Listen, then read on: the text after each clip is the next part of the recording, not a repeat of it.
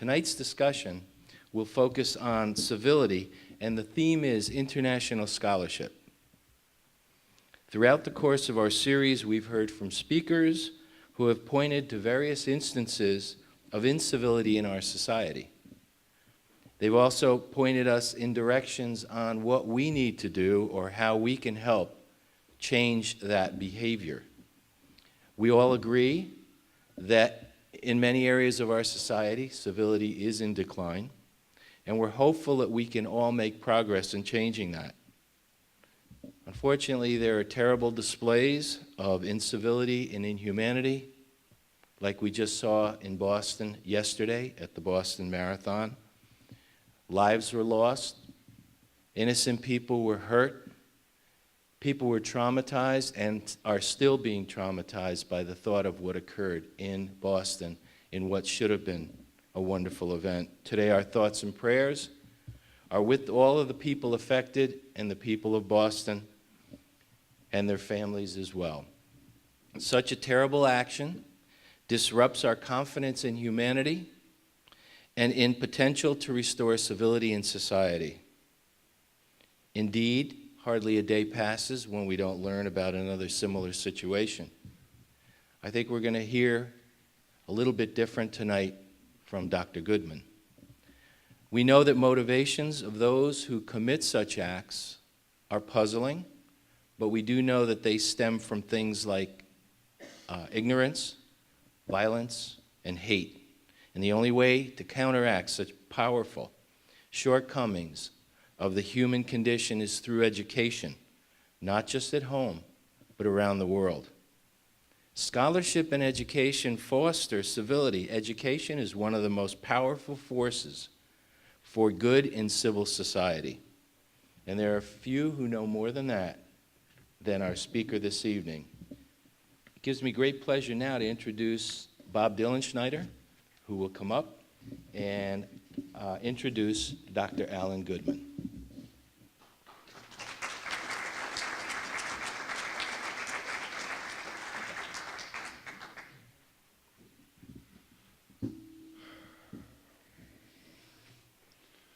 Thank you, Mayor Pavia. It's fortunate for the city of Stamford that one of Mayor Pavia's caliber is leading the community.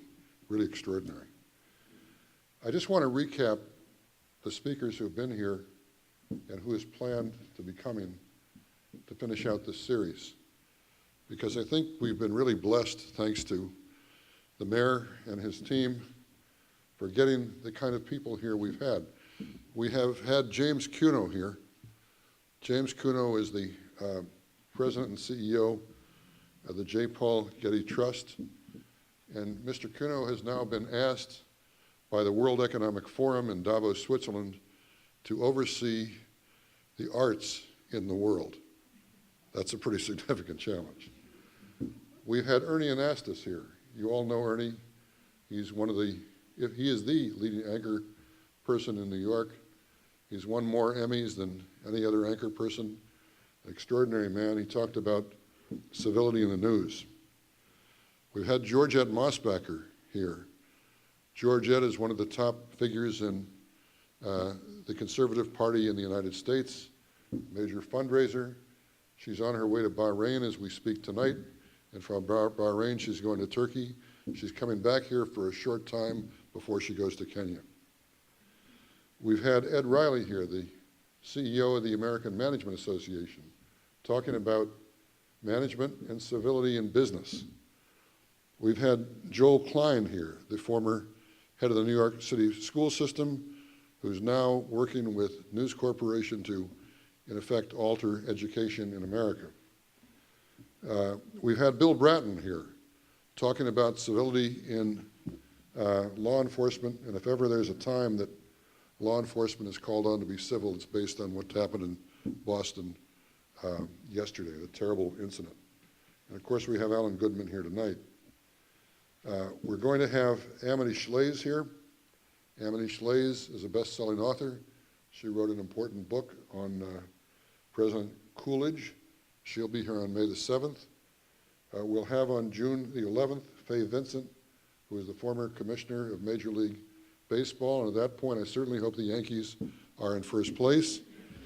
And with luck, we'll have Rick Perry, the governor of Texas, here later in June, and we're going to fix a date on that in the very near future. We think he'll make a significant difference as well. So we've had a pretty good lineup, and as all of you know from what we promised here in the past, Joe Pisani will be publishing a book on this at the end of the program, and it'll make a major statement, we think, not just in Stamford, not just in Connecticut, not just in the Northeast, but in the country. And we're looking forward to the mayor writing the foreword for the book.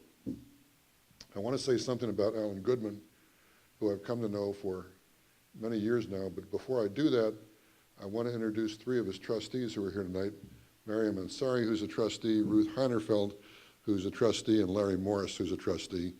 And they're trustees of the Institute for International Education, where Allan is the president.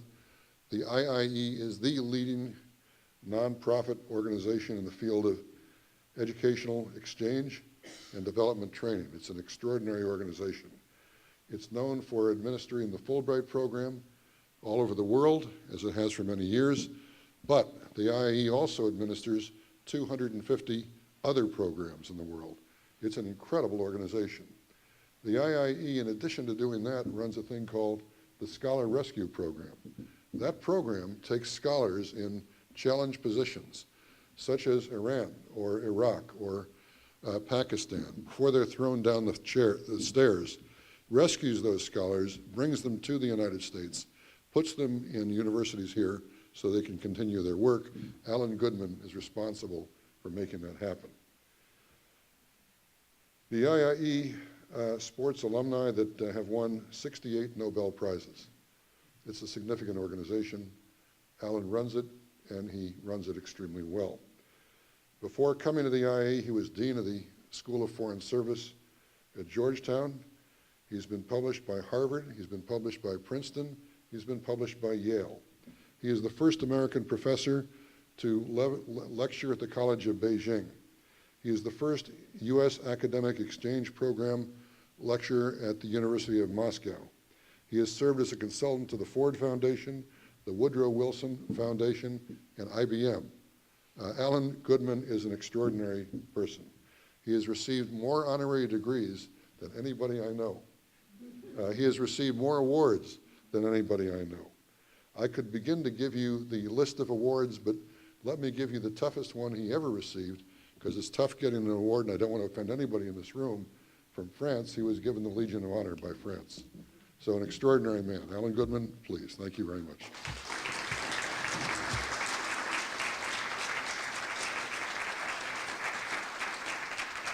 I'm really grateful for you all coming.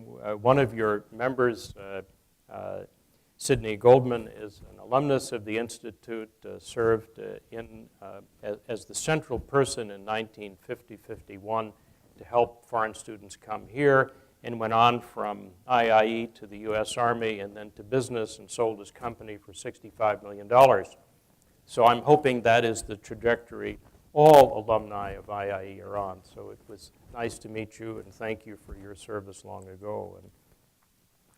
And, Your Honor, it was a privilege to have a few minutes with you upstairs. We instantly bonded. We both have masters in public administrations. You're a mayor. I dated the mayor's daughter. And I'd always wanted to run to be a mayor of a city like Stamford, but I got a passport and went a different route. But thank you for joining and blessing this series. Thank you for the privilege of having a chance to talk with you, and for what you do for the city every day. I think many people in the world think that the only politicians that can really improve somebody's life are the people who run cities. And certainly when you get away from a city, it's much more difficult to run anything else. So it's a privilege to meet you. I think Bob also asked me to speak here because I happen to live in Washington, even though I work in New York.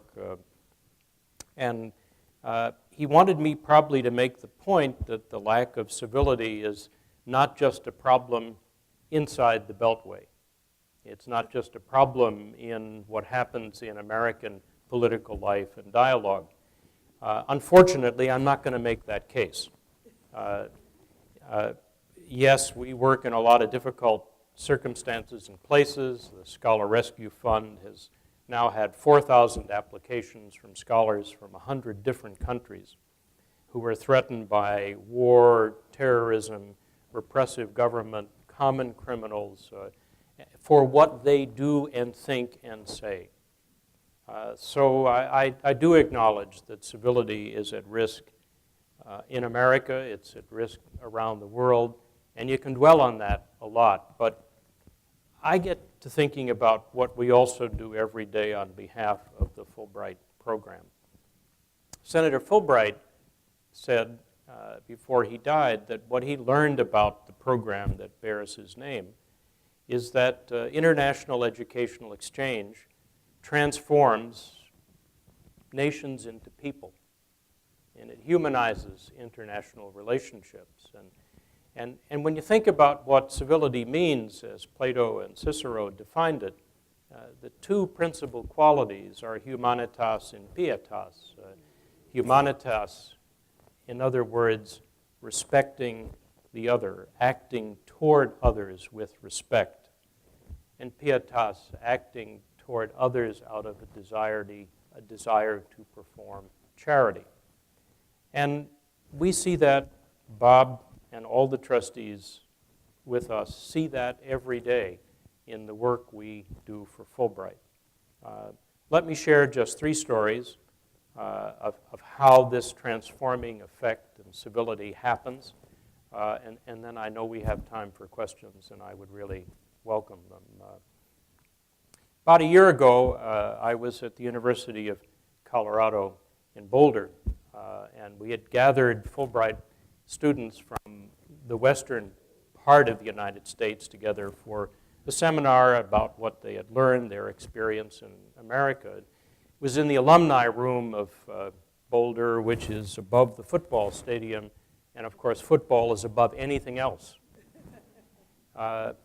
And you could hear the practice on the field going on. I could imagine, I think this was a Friday, Saturday, there would be a game. The stadium holds, I think, 100,000 people.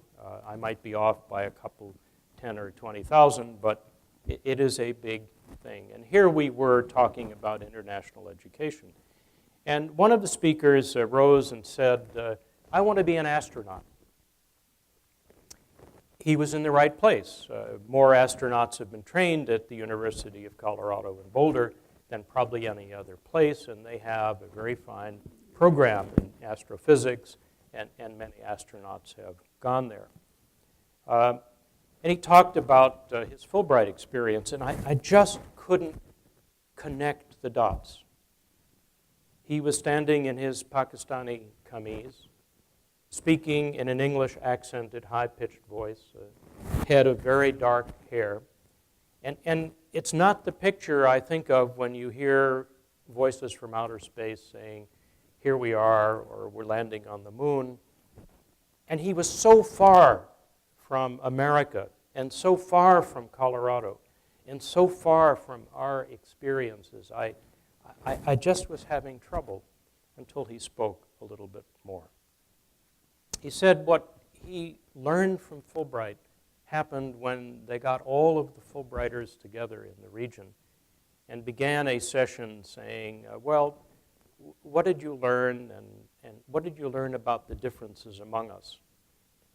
And he said, the last to speak, and he heard people from India and China and Brazil, Africa, the Middle East, talk about their cultures, different food habits, different religious habits. And he said, when he got up, he said, what I learned from Fulbright is the following. We all want to get educated. We all want peace. And there are no differences between us. And that, for me, was my breakthrough moment in understanding what Fulbright and Cicero and Plato were talking about. The differences dissolve. The differences on the surface that keep us apart dissolve, because he had just nailed the problem. We all want the same things for our kids. We all really want peace, and on that basis there are no differences. The other great thing I get to do is ask Fulbrighters what difference the experience meant in their lives. Fulbright students are nominated by their home campus. They're vetted by national screening committees. They're also reviewed by committees abroad in our embassies and Fulbright commissions. So they're very, very smart people. And they would be successful whatever they did. So I'm always trying to find out what difference Fulbright made to you. And a couple of years ago, I sat next to a Japanese couple at a dinner, and both were Fulbright alumni, and I said, what difference did it make? The man said, my father was a salaryman in Japan. He worked for a manufacturing company. I thought that's what I would work at too. That's what you did in my era in Japan. And when I came to America on a Fulbright, I learned that people change careers, and also that people honor public service. And some of the brightest students I'm studying with, he was at Harvard, said their intention was not to work for a company, but to work in government. And so he said, I decided when I went back that I would not work for my father's company, but I would apply to work in the Ministry of Finance. And I thought there the story would end. And he said, but the other important thing I got from America is my wife. She was also a Fulbrighter. And he said, I learned in America that men respected their wives, and if wives wanted to have another career or a separate career or work outside the home, it was okay. They both did well. She became the UN High Commissioner for Refugees. He became the governor of the central bank and guided Japan out of a recession. And both attribute what they became to the fact that through Fulbright they had the opportunity to see things differently and to practice another kind of civility, the respect toward another. Last year I was in Beijing, and the group there was very good to try to get Fulbrighters that were studying in Beijing to have a dinner with me. And I love to do that because you hear about the research projects they're working on. You understand a little bit about the opening that China is still doing. I participated, as Bob said, in an early part of that opening. So every year it opens a little further, you breathe a little bit more of a sigh of relief. And I happened to sit next to a young woman from Ohio State University. This is not because I know you love Columbus. And I said, where were you working or studying in Beijing? And she said, I'm not. I'm studying in a very remote village in northwest China. And my research project, I'm getting a PhD in environmental science at The Ohio State University. My research project is studying microorganisms in northern China river water. She assured me there was plenty of stuff in China's rivers to study. I said, well, how far is the village? She said, you start out from the village walking, then you take 2 buses to a train, then a train to an airfield, and it's a 6-hour flight from the airfield to Beijing. And I was sort of taken aback thinking that they shouldn't have done this. You shouldn't have made this poor student come all the way just to meet somebody from the United States involved with Fulbright. And I said, you must be here hoping that it wasn't for me to test some of your water samples. And she said, no, I'm not doing my water samples right now. In the village where I live, a family had a terrible tragedy. A car accident killed the father, crippled the mother, and little Liang, who was then 9 years old, had multiple head injuries, and she said, I'm here to connect up with church groups who have said if I can get Liang to Beijing, they will arrange to have the series of surgeries that we need.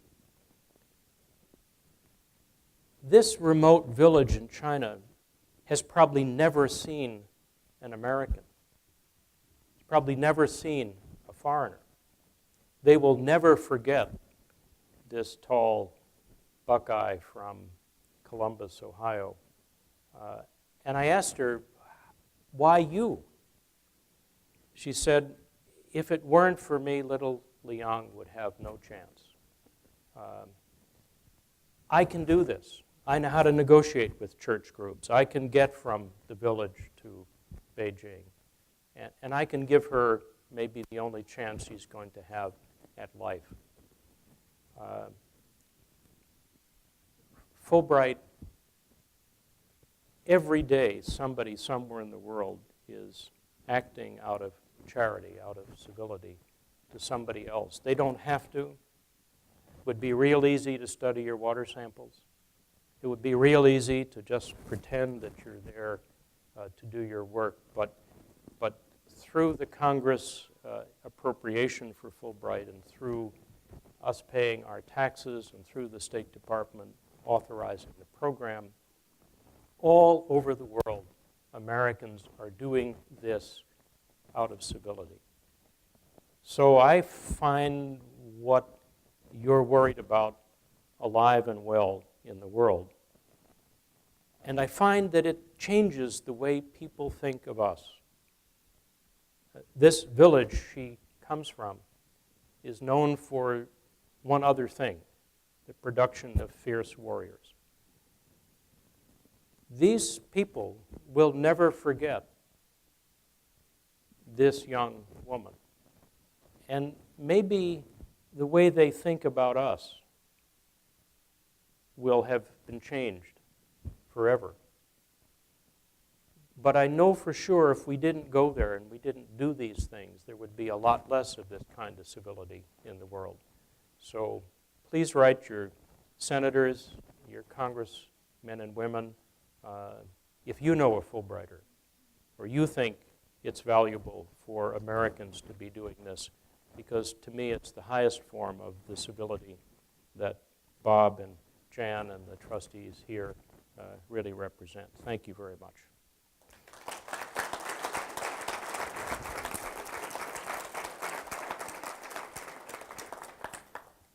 Happy to take questions until they pull the hook. Talking about civility, you sent me to, your institute sent me to Colorado, to the Economics Institute there. And that's where I learned to work with people from all over the world.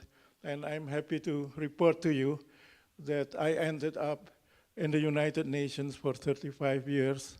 And I ended up bringing peace to Cambodia. And I thank Mayor Livia of thinking of inviting me to welcome you in Stamford as one of your oldest alumni. Thank you. Maybe not the oldest.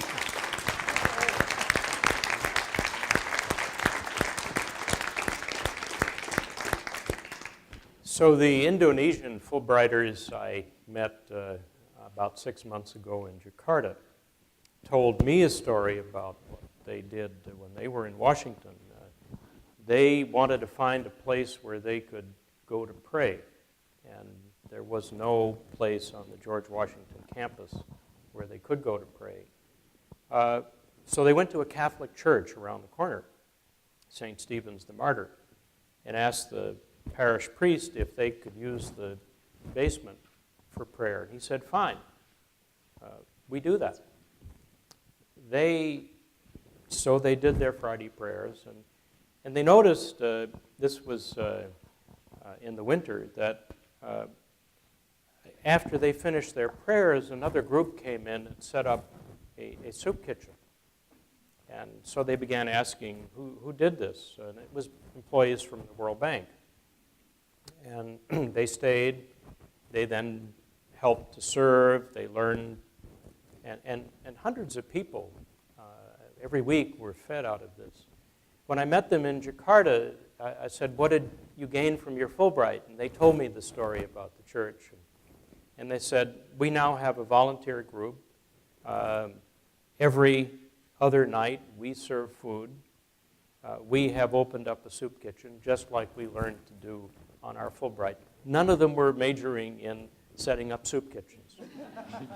So it is amazing how from one culture to another you can see things which, Bob, are the essence of civility. And in fact, it happens all over the world. So thank you for your welcome to me. Good evening. My name is Will Brewer. Allan, I want to mention a couple of things. Firstly, in relation to your story about people having the same kinds of needs. And I refer to our program that we worked on together for the Qatar Foundation. Folks, Allan with IIE sponsors a program for the International Association of University Presidents, and it brings university presidents, chancellors, vice-chancellors from literally all over the world, from emerging nations. And Allan leads this program, and I want to talk about it just in relation to civility. You talked about people's needs being the same wherever you go and wherever you find it.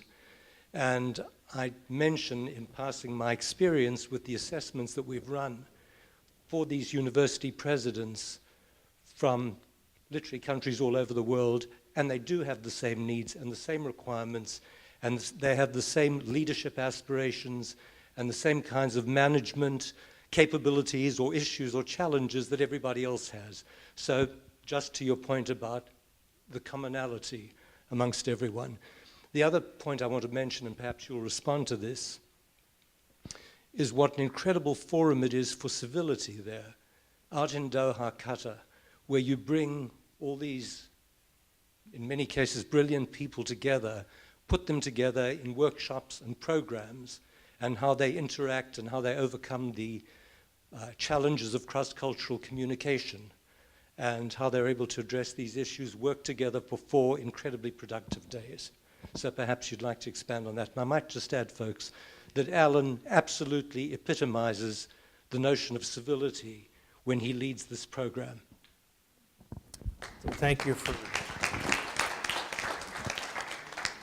And Will was a skeptic when we started because his tools and assessments we weren't sure would work across cultures. And we do have around that table people from Tunisia, Egypt, Nigeria, Ecuador, Brazil, so many different cultures, and you wonder how, and they got to be presidents by many different routes, quite different than happens here. So you've really pioneered something in taking your tools and assessments across cultures.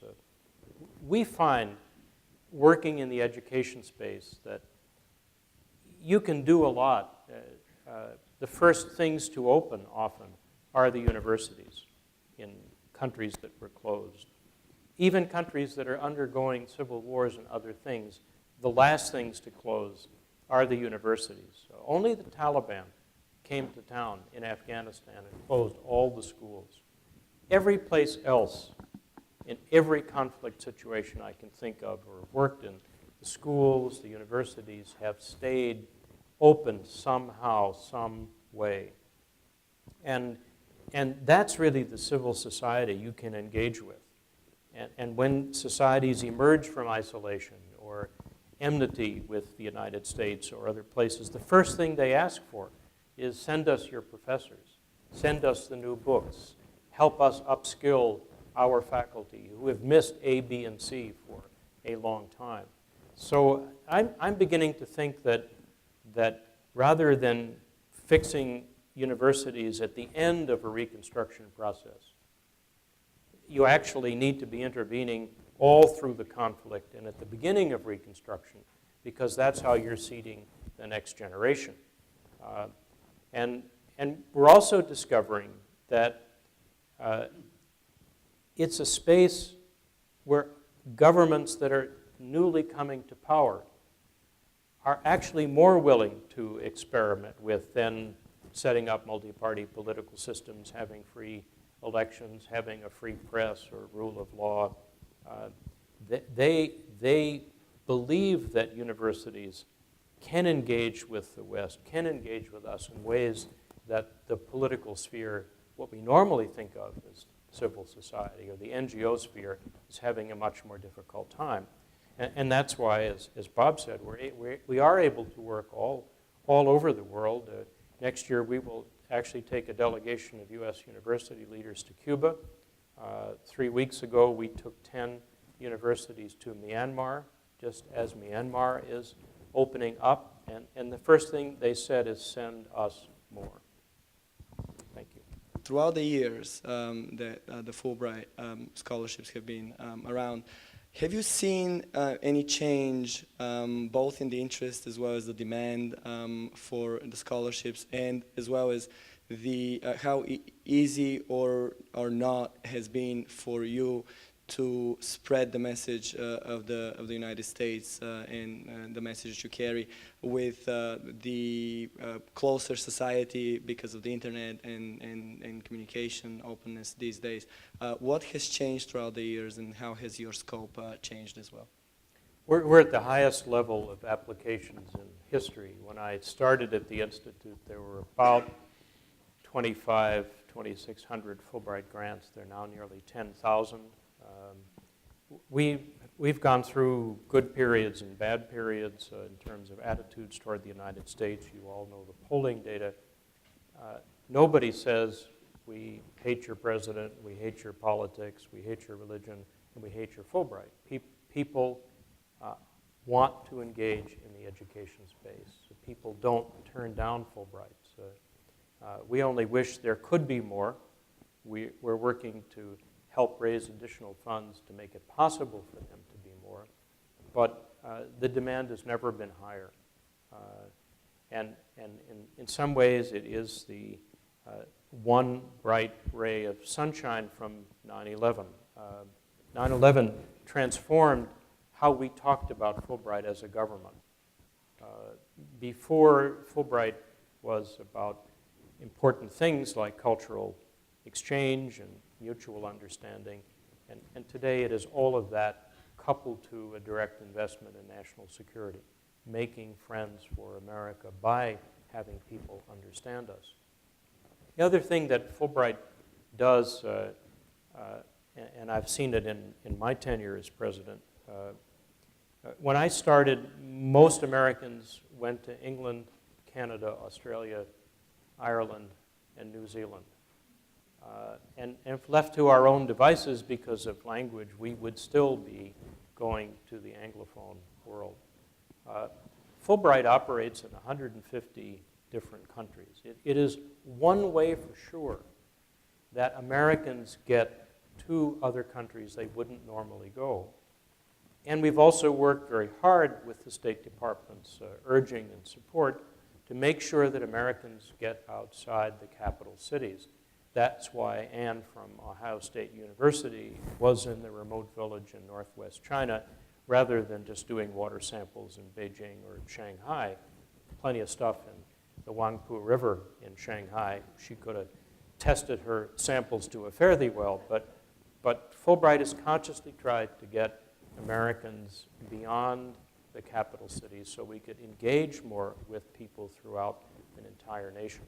So those have been some of the changes, and I'm happy to say that it enjoys strong bipartisan support in Congress. People on both sides of the aisle and understand how it benefits America, how it benefits their communities, and how it benefits the world. China has been trying to develop ties in Southeast Asia and Africa. I was wondering, have you encountered their efforts in the education area in these countries, and what are they doing there? China is a very interesting case for student and scholar mobility.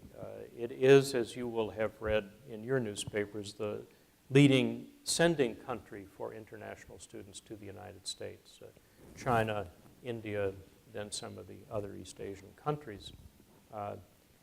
But China recently is also becoming a major destination country for international students. 3 years ago, we founded the G5, which was to parallel the G5 and the G8 summit meetings.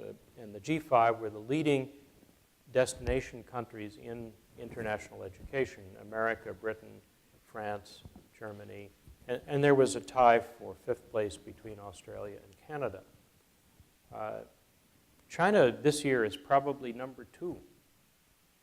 And certainly in another year or so, it probably will exceed Great Britain in terms of being, which was the world's second leading destination country for students. So we see China very active in this space. And it sort of begins with the Beijing Olympics. China at that time began to say, how can we welcome more international students? What's best practice? We had such interest in people coming to the Olympics. How can we translate that educationally? And they have, from our playbook, taken all the best practices, as we wish they would, so that they can be a destination country too. The problem, in that it goes back a bit to your numbers, in my field, is not that we have too much international education. We have too little capacity in the world for students to go to higher education. Most countries are out of capacity. They don't have faculty that can teach the youth bulge that is graduating from secondary school to enter university. That's why private and for-profit and proprietary institutions have grown up in many places. The U.S. has 4,000 accredited colleges and universities. No other country has that. And we have many more for-profit and proprietary institutions. But no other country has our capacity. And international students today represent only about 3% of total enrollment. In Britain, France, the other G5 countries, it's 15, 18, 20, 25%. And they're really out of space. We're not. And we're going to continue to be a major destination country. And we benefit from it. Local communities benefit from it. 2/3 of all the international students pay their own way. Last year, it contributed $22 billion to the American economy, tuition, room, board. So it is a major resource of community development. And in many communities, like New York and Washington, D.C., international students contribute more to the local economy than the Mets, the Yankees, the Rangers, the Giants, the Redskins when we have a football team, or the Caps. It is amazing how much we don't understand about how much international students benefit us in our communities. The question relates to, can students stay after they graduate? Do we have a system of automatic green cards? Some countries do, where if you graduate in engineering or medicine or the STEM fields, you automatically get a work permit or a green card, their equivalent of a green card. We don't have this system. It is being debated in the Immigration Act as we speak. Students are allowed to extend for practical training 29 months after they graduate, whether they're on Fulbright or not, before their student visa expires and they have to return home. Not every student takes advantage of that. And some students come here and get a master's degree and then a PhD, so it's longer than they originally planned to stay. I don't know what the effect would be if we suddenly said you can stay. I'm not entirely sure people want to stay, because globalization means there are jobs back home, even in the high-tech and STEM fields. And actually, home is where you came from. Home is where you want to go. So I'll be very interested to see how the immigration debate comes out, whether this visa category gets extended. But now, subject to approvals by the Department of Homeland Security, an international student can apply to stay for an additional period of research or practical training. To me, the toughest cases are to get into those education systems, to get a discussion of academic freedom started, to end the insulation and isolation. And you'd think it would be easier in this day of the internet.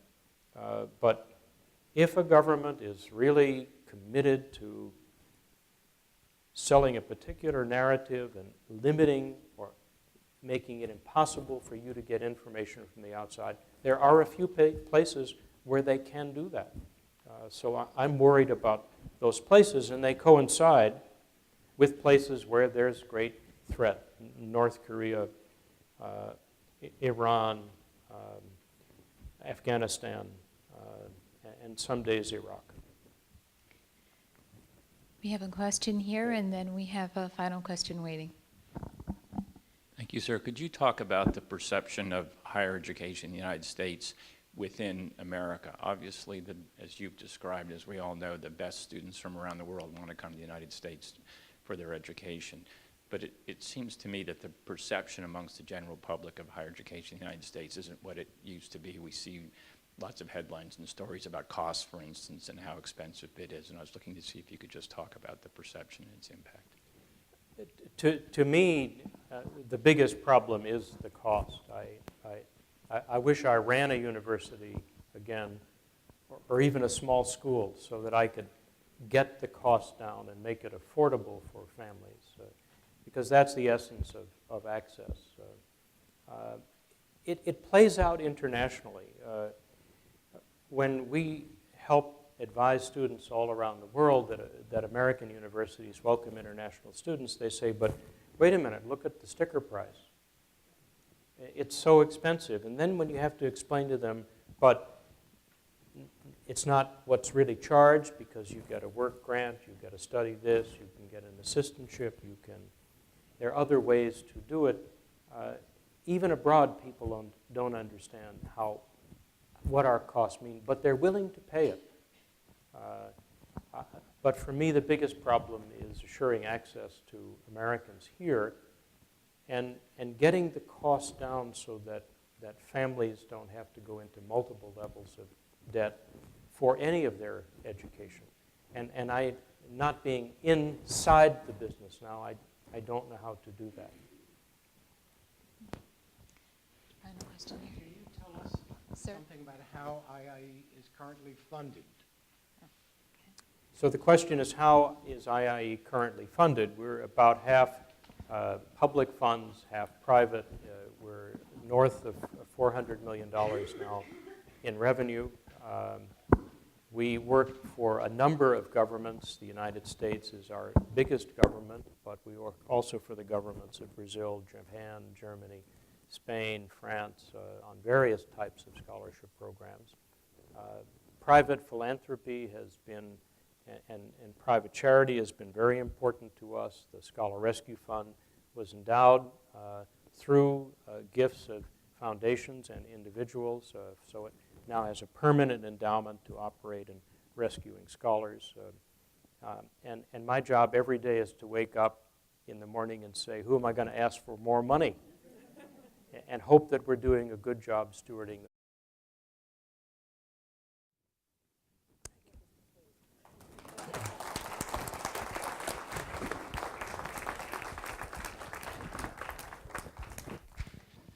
Dr. Goodman, thank you so much for enlightening us about the International Institute for Education, your organization, as well as all the wonderful things that the Fulbright Scholarship brings both to this country and to countries abroad. And we had a little conversation in the room before we got here, and I told you that I feel a whole lot more comfortable knowing that when a student is educated in the United States and goes on to become a leader in another country, I think that gives me a sense of confidence and a sense of security. So thank you for everything that you do.